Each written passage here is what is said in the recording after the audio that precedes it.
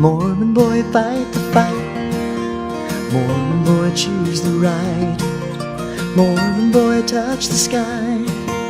Mormon boy, don't you cry. Welcome, brothers and sisters. I'm Stephen Fales, and I'm a Mormon. And that's why I smile like this. So I'm a gay Mormon, which I think makes me an oxy-Mormon. My last name, Fales, not F-A-I-L-S, F-A-L-E-S, is an old Welsh name meaning son of Fagel, spelled F-A-G-E-L. Fagel, also pronounced Fagela, means to be glad, which is a synonym for happy or gay, and that's also why I smile like this. I was recently excommunicated from my church for the practice of homosexuality. Apparently the brethren didn't like some of the folks I was smiling at. I'm sixth generation. That makes me a DNA Mormon. My people settle Utah. I'm the oldest of 6 kids and the oldest grandchild on both sides, and thanks to a little polygamy here and there, I have a huge extended family, hundreds of Mormons. We all smile like this. Except my Greek great-grandfather. I don't think he understood what all the smiling was about. He eventually went back to Greece, but he stuck around just long enough to mix his great big passionate Greek Orthodox DNA with Anglo-Saxon propriety, and that's why my boyfriends smile the way they do. Stephen, welcome to P-Town. Thank you. There's nothing we love better than a nice, juicy confession, and we hear... From a Mormon. No, from anybody. We have the juices, but without giving it all away, can you tell us what we can expect today, this week, from the Crown of Anchor at this wonderful stage? I'm going to tone down the sensationalism and say this isn't just about a gay Mormon or a hooker. Retired hooker. This is about a dad who finds his way home. So if you're here for Family Week, you need an offering, some entertainment that's more than, you know, that deals with parents and kids. I'm your Brokeback Mormon. So this... Oxy-Mormon. Ethel Mormon. So this is your true story? Yes. Your true life story. So let's start at the beginning. How did it happen? Well, when I was getting excommunicated... Because? Well, I turned myself in. You know, because? I wanted to keep my wife. I wanted to keep my wife and kids at the time. I mean, this was the year 2000. And we had come back from Connecticut. I had set them up in Salt Lake, and I had done all that therapy. And it was a lot of confusion. So I turned myself into the church. And that's how I you turn yourself into the church because? Well, that's what a good Mormon boy does. Because? Because you have cult brain and you want to do the right thing. Because you're gay. Well, yes. We got that. I was excommunicated because I was gay. Okay. I went in to try to keep it all together. But I couldn't say that the church was true. And after all the therapy, you know, I finally cracked. I came out. Now, I had told my ex-wife before we got married that I was gay. And, you know, we thought we'd write a different story from her parents, who her dad was gay. Wow. Yeah. Is he in the show? Yes. Wow. So my former mother-in-law is the most famous Mormon writer of Mormon arts and letters at the time. A great propaganda writer. And she crossed over with her her book, Goodbye, I Love You, which is about bringing her ex-husband home to die. It's really a downer, right? But this show is very funny. We put a lot of humor in it. So when did you feel the need to now share the story with the world? Well, when I was getting excommunicated in this church court, it was so fantastical in the year 2000 that we were going through this barbaric medieval cult experience. I knew that there were others out there that were going through this too, and I was like, someone should write about this. So I was the one to start writing about what it is to, you know, we have a lot of allies out there, you know, but no one was telling what it was to really be a gay Mormon. I mean, we had Tony Kushner in Angels in America, but he's Jewish. But I wanted to express what excommunication is in the year 2000. So. And were you a performer before you started this project? I have an MFA in acting, So I did all the Shakespeare, all the musicals, all the regional theaters. I Utah Shakespeare Festival, Sundance Summer Theater, all of that. And you acted straight. I acted straight. So what was it more painful to live or to tell? What was the most painful part? The most painful is to write it.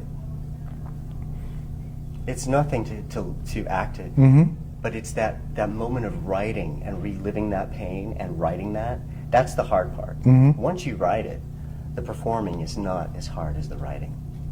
And what was the toughest part, being a rent boy in Manhattan? That was very tricky, yeah. So I went from being excommunicated to I lost custody of the kids, divorced, I lost all my identities, and I kind of had a psychotic break almost. I had this double thing. It was so painful, the alienation, the banishment. It was so soul murdering that I just went into overdrive, into this double life. So Confessions of a Mormon Boy is about being the perfect Mormon boy in Utah, and then being the perfect rent boy in Manhattan. And what it was, I had this aha. I woke up, started changing my life around, reclaiming things, and now Confessions of a Mormon Boy is part 1 in the Mormon Boy trilogy. So, do you feel, I know you've been doing it for some time now, and doing it very, very well, and we can talk about where you go next of it, but do you feel trapped by it? Absolutely. Sometimes you feel... that's why I had to write other plays as an artist, to write new things. But when I'm doing that, I've done it well over 1,000 times, this show. Wow. So my little prayer before I go on stage is, universe, tell me something, show me something in my story I haven't known before. Some nuance, let's do it fresh. So I try to keep it fresh every time. But there's so many, like I was just at the gym, and there's a Jehovah Witness who runs the front desk. He's like, I can't wait to see your show. I know this is going to speak to me. So I tell it to help other people get complete with their story. It's Family Week, as we mentioned, next week. So what do you think gay parents can take away from this show? This show is about what it takes to hang in there when things are stacked against you. There's a lot of ways to have kids these days, and there's a lot more equality than when I came out. But even in these relationships, parenting, sometimes divorce happens. So what's going to happen if a divorce were to happen? But in your marriage, the same-sex marriage. Yeah. So it's what it's about to hang in there, and your kids are the light in your eye. They're your everything. And so if you want to celebrate kids, family, non-traditional, this is going to hit all the notes. Can I ask, are you reconciled with the children? I just texted them on my way out. I said, you guys, I'm on my way to P-Town. They're like, have a good time. Things have been hard. That's why I had to write the other two in the trilogy. But you're getting there. Oh, yeah. So let's My talk. son is 22. My daughter's 20. And you look so young. If you were dating If I were dating someone. And when do you let go? Which date do you get to tell this whole story? Which is quite a big story to take in. Yeah, it is. There are so many guys with sex work secrets. It's just that I am out there sharing it. And I never went back to escorting after I stopped. It wasn't just that I was thinking, I spent the whole, the Mormon thing as well. It's quite a big story. And kids and the whole thing. It comes out pretty soon. I'm a memoirist. So the great thing is, I can hand you my book. Where is my book? Right here. So I can be like, hi, this is my book and some of my story. It's going to take you 6 months to get your story out of you. And I'm going to want it, right? Yeah. So this is the fast track to get right to it. Because it's not about me. I've told my story. Yeah. What are you hiding? Because I will find out. And when I find out, I think the best thing we can ever do in dating is get to know each other's story. And if you just want the superficial, if you want this poster, if that's who you want, that'll be fun for the first date, second date. But if you want the truth behind the truth, and what's behind the smile, if you want true emotional intimacy, who wants that? On a serious note, and we know that the Mormons bankrolled Prop 8, since then, have they lightened up on their attitude to our community? You know what? They're nicer. The doctrine hasn't changed. But it's a PR nightmare to not be at least nice. Yeah. So what I experience basing in Salt Lake is a lot of nicety, but the votes will still be pretty much stacked against you. My family has warmed to me immensely. My dad is a Mormon bishop who was released, so he's not actively a bishop right now. My dad and I have met each other halfway, and it's going really well. And are there more acceptance of more LGBT people now, do you think, within the church? There's acceptance, but you won't be able to still go to the highest level of the kingdom. So the doctrine has not budged. So if you are looking for true acceptance, true doctrinal change, that is not here. They'll be nice to you. You can't get married in the Mormon temples. You can't partake of the major ordinances if you're partnered, if you're sexually active, even in a committed relationship. And then no one baptize your children, I know it as well. Yeah. Yeah. Yeah. Okay, so it's moved a bit, but not much. So we know in 2018 you're going to Off Broadway. Congratulations. What happens between Provincetown and Broadway?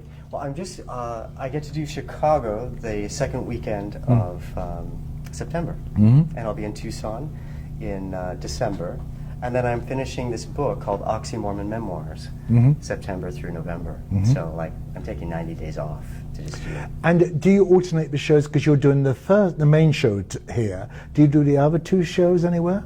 I have done Missionary Position a lot. Missionary Position's the prequel to Confessions of a Mormon Boy. It's about my mission to Portugal, and it's really outrageous. And also I exposed the Mormon temple ceremony. So all the green fig-leafed aprons, all the Freemason rituals that Joseph Smith and Brigham Young changed around to create Mormonism. These are things reporters don't even know. They don't even know the questions to ask. So it's the first time that that's been done on stage. And then Prodigal Dad is so intense. I can't casually do that. That one it takes a lot. So after Broadway, you're going to move on to something else, or just keep developing this? No, we're wrapping up the Mormon Boy phase of the career. So it's the trilogy Off Broadway. It's Mormon Memoirs, the book, and the documentary film Mormon Boy, and then we wrap up the Mormon Boy phase. And I've got so many other things coming down. You're going to become a bad Catholic or something? I think I'd be a bad Jew. No, that's not unique. There's too many of those. Well, we're looking forward to seeing you confess. Are you Jewish? Yes. Oh, well, fantastic. Well, I'm not Mormon. Mormons are wannabe Jews. I'm looking forward to seeing you confess nightly here for the next couple of weeks. Right. And thank you for talking to us. Yes, my pleasure. Thank you so much. So to show Emily I was repentant so I wouldn't lose her and the kids, I turned myself in. Again. Hi, Bishop. I'm sorry to call you so late. It's Brother Fales. Fales. We shook hands once at church. I've been unfaithful. And it hasn't been with a woman. Mormon boy, fight the fight. Mormon boy, choose the right. Mormon boy, touch the sky.